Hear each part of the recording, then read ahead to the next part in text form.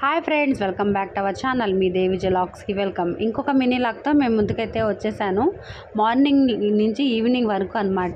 ముంత తుఫాన్ స్టార్ట్ అయిన సెకండ్ డే మా పిల్లలకి ఏమేమి వంటలు చేశాను, మార్నింగ్ లేవగానే వ్యూ అసలు ముంత తుఫాన్ అసలు ఎలా ఉంది మా విజయవాడలో అనేది తీశానమాట. ఇక్కడ చూసారా వాన ఫుల్గా అయితే రైన్ పడుతుంది. మార్నింగ్ లేచేసరికి చెట్లన్నీ పడిపోయినాయి అనమాట కింద.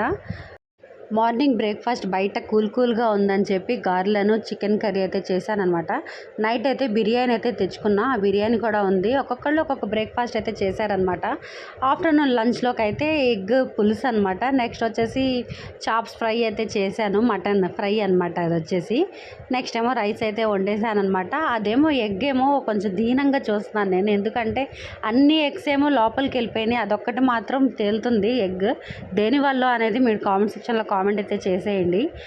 ఈవినింగ్ టైంలో అయితే ఇంకా మా పిల్లలేమో ఇంట్లో ఉంటే మీకు తెలిసిందే కదా, మీ పిల్లలు కూడా ఏదో ఒకటి వెరైటీ అడుగుతూనే ఉంటారు.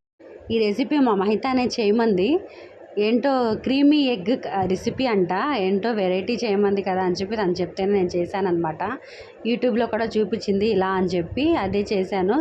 టేస్ట్ అయితే ఎలా వచ్చింది అనేది నెక్స్ట్ క్లిప్లో చూపిస్తాను. దీని తర్వాత క్లిప్ అయితే మా వారు మా పిల్లలు అయితే తిన్నారు నేను చేసిన రెసిపీ. ఫస్ట్ టైం అయితే చేశానమాట. ఏదో క్రీమీ ఎగ్ రెసిపీ అని చెప్పాను కదా, అదైతే ట్రై చేశాను. మా వారు కూడా ఇప్పుడు ట్రెండీగా మ్యూజిక్ చేస్తున్నారు కదా నోట్తో, అది చేశారనమాట. ఒకళ్ళని ఏదో ఎక్కిరించడం అనేది కాదనమాట, ఏదో ట్రెండీగా కదని చెప్పి ఫన్నీగా చేశారు, అంత దూరమే.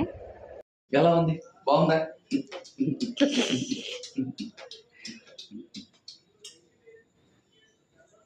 సూపర్.